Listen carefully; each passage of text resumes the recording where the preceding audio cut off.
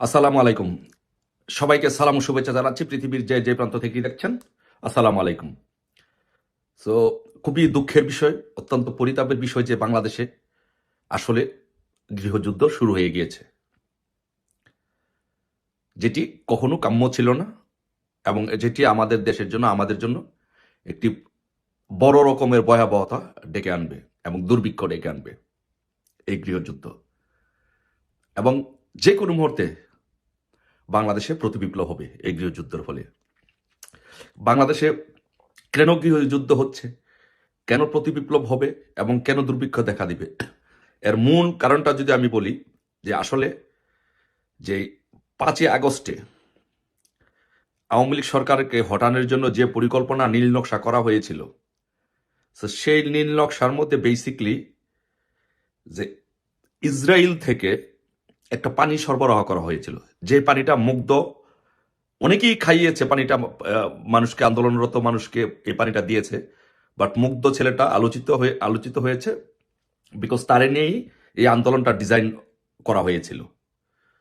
The meticulously ডিজাইনের যে অংশ, সেটার একটা বিগ পার্ট ছিল এই মুগ্ধ। বেসিক্যালি যে ইসরায়েল থেকে যে পানিটা সরবরাহ করা হয়েছিল ইনুসের মাধ্যমে, বেসিক্যালি এটা হচ্ছে অনেক বড়, যে শত্রু মহাজন ইনুস যে বলেছেন এটি মেটিকুলাসলি ডিজাইন, আসলে মেটিকুলাসলি ডিজাইন, এবং আপনারা অনেকেই শুনলে অবাক হয়ে যাবেন যে কত বড় পরিকল্পনা করে এটা করা হয়েছিল। যে পানিটা সরবরাহ করা হয়েছিল সেই পানিটার মধ্যে একটা মেডিসিন দেওয়া ছিল, এবং সেই মেডিসিনটা হচ্ছে এরকম, এটা এত পাওয়ারফুল, যেমন মনে করেন যে করোনার ভ্যাকসিন, অথবা আপনাকে যখন অপারেশন করা হয়, অপারেশন করার সময় যে অ্যানেস্থেসিয়া দেওয়া হয়, ওইরকম একটা পাওয়ারফুল মেডিসিন এটার মধ্যে, এই পানিটার মধ্যে মেশানো ছিল। যার ফলে এই মেডিসিনটা, এই পাওয়ারফুল মেডিসিনটা যখন আপনি পান করবেন, তখন আপনাকে এটা উত্তেজিত করে তুলবে এবং আপনার মধ্যে ভাইব্রেন্ট সৃষ্টি করবে, যার ফলে আপনি মানুষের সাথে আন্দোলন করবেন, আন্দোলন করতে চাবেন, ঝগড়া করতে চাবেন, কিছু করতে চাবেন, মানে উত্তেজিত উত্তেজিত একটা ভাব থাকবে আপনার মধ্যে।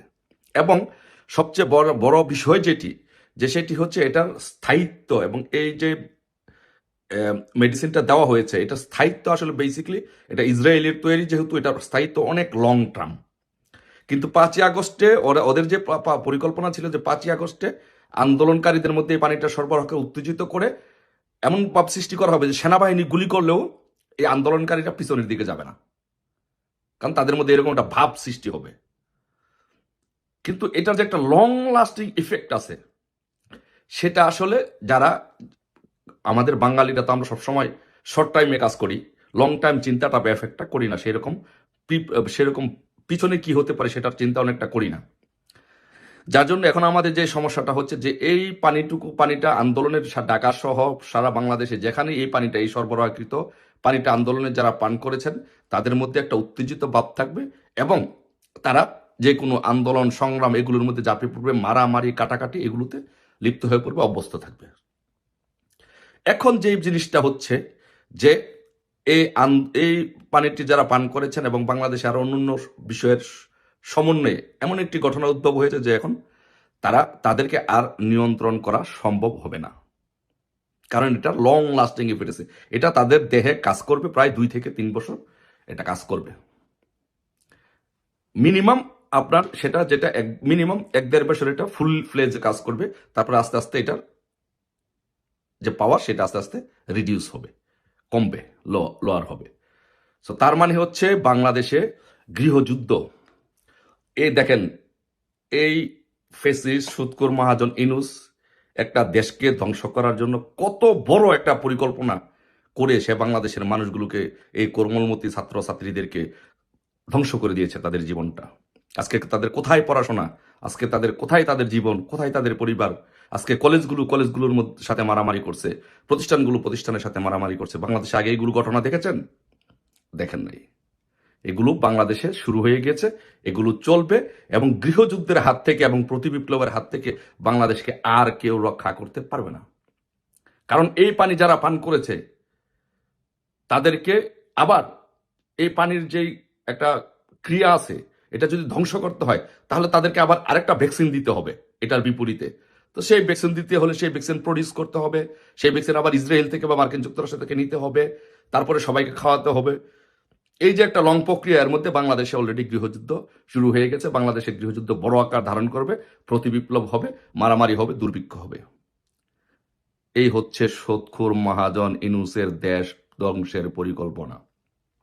এখন প্রিয় দেশবাসী, আপনারা দেখেন যে আপনাদের জীবন কিভাবে একজন হিলারি ক্লিন্টন ফাউন্ডেশনের একজন দালাল, জো বাইডেনের একজন দালাল কিভাবে এই দেশের মানুষকে ধ্বংস করে দিল, ছাত্রছাত্রীদের জীবনটাকে কিভাবে ধ্বংস করে দিল। আপনারা দেখেন, একটা সোনার বাংলাদেশ, যে দেশটি তিলে তিলে তিলে তিলে দেশটি গঠন করা হয়েছে, সেই দেশটি আজকে গৃহযুদ্ধের পথে।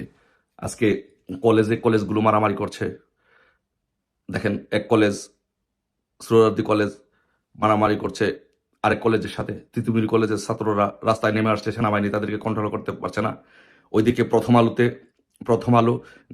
আলো নিষিদ্ধের দাবিতে একটি সংগঠন, কেউ বলছে তাদেরকে জঙ্গি সংগঠন, কেউ বলছে কি সংগঠন, তাদেরকে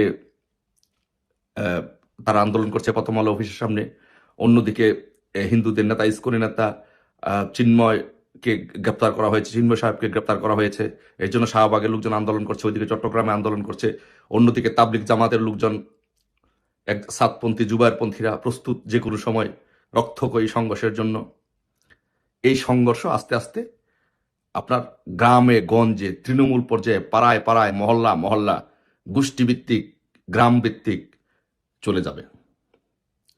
কারণ মানুষের যখন আয় রোজগার থাকবে না, একদিকে এই মেডিসিন পুশ করার ফলে, আপনাকে দেওয়ার ফলে, এই পানির সাথে এই মেডিসিন দেওয়ার ফলে, যে মুগ্ধরা যে পানিটি দিয়েছে সেই পানির সাথে মেডিসিন দেওয়ার ফলে একটা বাংলাদেশের বিশাল একটা তরুণ সমাজের ভিতরে সেটা ঢুকে গিয়েছে। এটা ক্রিয়া কাজ করতেছে। এখন তারা যুদ্ধ করতে চায়, সংগ্রাম করতে চায়, তারা উত্তেজিত হয়ে যায়। আর পাশাপাশি মানুষের যখন আয় রোজগার থাকবে না, মানুষের যখন পরিবারে শান্তি থাকবে না, মানুষের যখন খাবার থাকবে না, তখন মানুষ রাস্তায় নেমে আসবে। আজকে ঢাকায় 20 লক্ষ লোকের সমাগম হইতো, যে কি একটা সংগঠনের ব্যানারে যে মানুষ ঢাকা আসছিল, কিন্তু তাদেরকে বিভিন্নভাবে গ্রেফতার করে, অ্যারেস্ট করে তাদেরকে ডিসপাস করে দেওয়া হয়েছে। কিন্তু কত থামাবেন আপনি, কত লোককে থামাবেন আপনি? সারা বাংলাদেশে 18 কোটি লোক, এর মধ্যে 15 কোটি লোক আপনার ঢাকায় চলে আসবে, আপনার ঢাকামুখী হবে। এই কিছুদিনের মধ্যে 15 কোটি লোক ঢাকামুখী হবে, সব ঢাকায় চলে আসবে। ঢাকার এই ইউনূসের, এই ফ্যাসিস্ট ইউনূসের যমুনার ইট একটা একটা করে পর্যন্ত খুলে নিয়ে যাবে। কিন্তু ইউনূস নিজেও বুঝতে পারে নাই যে ইসরায়েল যে পানিটা সরবরাহ করেছে, এটার এফেক্ট হবে, এই লং লাস্টিং এফেক্ট হবে, ইভেনচুয়ালি ইউনূস নিজেও কন্ট্রোল করতে পারবে না। ইউনূস সেটা নিজেও কল্পনা করে নাই। কিন্তু আজকে এই হচ্ছে আমাদের অবস্থা। আজকে দেশে গৃহযুদ্ধ চলছে, মানুষের জীবন আজকে নিরাপত্তাহীনতায় ভুগছে। সেনাবাহিনীগুলোকে সব জায়গার মধ্যে কাজে লাগানো হচ্ছে, সেনাবাহিনীগুলোকে বিতর্কিত করা হচ্ছে, মানুষের উপর, মানুষকে আঘাত করার জন্য এই সেনাবাহিনীকে, সাধারণ মানুষকে প্রহার করার জন্য, পিটানোর জন্য সেনাবাহিনীকে ব্যবহার করা হচ্ছে। সেনাবাহিনী যখন আন্তর্জাতিক পরিমণ্ডলে বিতর্কিত হয়ে যাবে, তখন সেনাবাহিনীগুলোকে জাতিসংঘের মিশন থেকে, সব মিশন থেকে তাদেরকে যখন ফেরত পাঠানো হবে, তারাও বিপ্লবী হয়ে উঠবে, তখন তাদেরকেও দমানো কষ্ট হয়ে যাবে। আজকে বাংলাদেশে এমন এক পরিস্থিতি, এই দুর্ভিক্ষের জন্য কে দায়ী? এই দুর্ভিক্ষের জন্য আজকে দায়ী হচ্ছে সুদখোর মহাজন ইউনূস এবং বিএনপি জামাত জঙ্গি সংগঠন। তাদের জন্য আজকে বাংলাদেশের এই অবস্থা। আর এই পরিস্থিতির জন্য, এই পরিস্থিতি হওয়ার কারণে আরো কি হবে জানেন? আরো যে পরিস্থিতিগুলো উদ্ভব হবে, শোনেন, আরো যে পরিস্থিতির উদ্ভব হবে, আর পরিস্থিতির উদ্ভব হবে যে বাংলাদেশের কেউ যারা এখন বিশাল অঙ্কের টাকা কামাই করছে, ধান্দাবাজি করে, বিএনপি জামাতের যেই সব চাঁদাবাজরা বিভিন্ন জায়গা থেকে টাকা পয়সা কামাই করছে, বা যেসব আমলারা বিভিন্ন টাকা পয়সা কামাই করছে, এই টাকা পয়সা কেউ বাংলাদেশে রাখবে না, সব টাকা বিদেশে পাচার করে দিবে। কারণ তারা জানে যে আওয়ামী লীগের বাড়িঘর, ব্যবসা প্রতিষ্ঠান, ধন সম্পদের উপরে যেভাবে আঘাত করা হয়েছে, যখনই প্রতিবিপ্লব হবে তখন আবার তাদের উপরে একইভাবে আঘাত করা হবে। কারণ তারা যত টাকা সম্পত্তি, আপনি ধরেন আজকে আপনার 50 তলা বিল্ডিং আছে, 5টা BMW মার্সিডিজ গাড়ি আছে, আরেকজন যখন ক্ষমতা আসবে, সরাসরি বন্দুক নিয়ে গিয়ে আপনার বাড়িটা দখল করে ফেলবে, আপনার সব গাড়ি নিয়ে নিবে। কারণ বাংলাদেশে তো কোনো আইন কারণ নেই, সেটা হয়েছে। আপনার আওয়ামী লীগের শাহিন চাকলাদারের আপনার 5 টাকা হোটেল জ্বালিয়ে পুড়িয়ে দিয়েছেন, গাজীর ফ্যাক্টরি জ্বালিয়ে পুড়িয়ে দিয়েছেন, প্রাণ আরএফএল কোম্পানি জ্বালিয়ে পুড়িয়ে দিয়েছেন। তো আপনারা যখন ক্ষমতায় আসবেন, আপনারা যখন প্রতিবিপ্লব হবে, যারা আসবে তারা তো সেম কাজটাই করবে। রক্ষা করতে পারবেন? কোনোভাবেই রক্ষা করতে পারবেন না। তো সেই জন্য ওরা এটা জানে যে ওরা এই কাজ করেছে, আওয়ামী লীগের এবং সাধারণ নেতা কর্মীদের মানুষের ধন সম্পদ লুটপাট করেছে, ওদেরটাও সেম একইভাবে করা হবে। তো এই জন্য এরা যেটা করবে, ওরা বাংলাদেশে কোনো টাকা পয়সা রাখবে না, সব টাকা পয়সা বিদেশে পাচার করে দিবে। তার মানে কি আলটিমেটলি কি হবে? বাংলাদেশ হবে শূন্য, জিরো, গৃহযুদ্ধ। তারপরে বাংলাদেশে এই পরিস্থিতি যদি থাকে, আজকে শুধু আজকের দিনটার যে কথা চিন্তা করেন, ঢাকা শহরে যেই পরিস্থিতি আজকের ঢাকা শহরে বিরাজ করতেছে, কতটা সংগঠন আজকে আন্দোলন আছে, এখনো রাজপথে স্টিল রাজপথে আন্দোলন করতেছে অনেকগুলো সংগঠন, পুরা ঢাকা শহর অচল। এই পরিস্থিতি কি বাংলাদেশে আপনারা মনে করেন কোনো বিদেশি বিনিয়োগকারী সংস্থা বাংলাদেশে বিনিয়োগ করতে যাবে? একবার প্রশ্ন করুন, এই পরিস্থিতিতে পৃথিবীর কোনো দেশ কেউ বাংলাদেশে বিনিয়োগ করতে যাবে? যাবে না। তারপর বিদেশি বিনিয়োগগুলো যদি বন্ধ হয়ে যায়, না করে, তাহলে কি হবে? অর্থনৈতিক সংকট দেখা দিবে, মন্দা দেখা দিবে, দুর্ভিক্ষ দেখা দিবে, গৃহযুদ্ধ যেই শুরু হয়েছে সেটা প্রকট আকার ধারণ করবে। গার্মেন্টস, বাংলাদেশের অর্থনীতি নির্ভর করে গার্মেন্টসের উপরে। আজকে বিদেশের কোনো প্রতিষ্ঠান আজকে বাংলাদেশের গার্মেন্টস থেকে কেউ গার্মেন্টস পণ্য অর্ডার দিবে না, এলসি করবে না। এলসি কারণ কি? যে ওরা জানে যে বাংলাদেশ থেকে, বাংলাদেশ যে আনস্টেবল বাংলাদেশ, যে গৃহযুদ্ধের বাংলাদেশ, সেই গৃহযুদ্ধের বাংলাদেশে যদি পণ্য অর্ডার দেওয়া হয়, পোশাক অর্ডার দেওয়া হয়, তাহলে সেই অর্ডার অন টাইমে আসবে না। যদি না আসে তাহলে কি হবে? যদি না আসে তাহলে এই বিদেশি গার্মেন্টস, বিদেশি যারা কাপড়ের ব্যবসা করে প্রতিষ্ঠানগুলো, তারা ক্ষতিগ্রস্ত হবে। সেই চিন্তা করে তারা বাংলাদেশে অর্ডার দেওয়া বন্ধ করে দিবে, তারা অন্য অন্য দেশে অর্ডার দিবে। তার মানে গার্মেন্টস শিল্পটা ধ্বংস করে দিল এই সৎকর মহাজন এনুস এবং বিএনপি জামাতের যারা উচ্চবিলাসী ক্ষমতায় ভোগ করতে চায়, লুটপাট করতে চায় তারা। এই পরিস্থিতির কারণে, গার্মেন্টস বন্ধ হওয়ার কারণে, নতুন বিনিয়োগ বন্ধ হওয়ার কারণে, আর বাংলাদেশ থেকে হাজার হাজার কোটি টাকা পাচার করার কারণে আজকে দেশ একদম গৃহযুদ্ধ, দুর্ভিক্ষ সব দিন দিন বৃদ্ধি পাবে। গৃহযুদ্ধ শুরু হয়ে গেছে, সেটা প্রকট আকার ধারণ করবে। লক্ষ লক্ষ মানুষ বাংলাদেশে মারা যাবে। চুরি ডাকাতি, দিনের বেলা চুরি ডাকাতি হবে। কারণ মানুষের পেটে যখন ভাত থাকবে না, আপনি খাবেন, সেটা হবে না।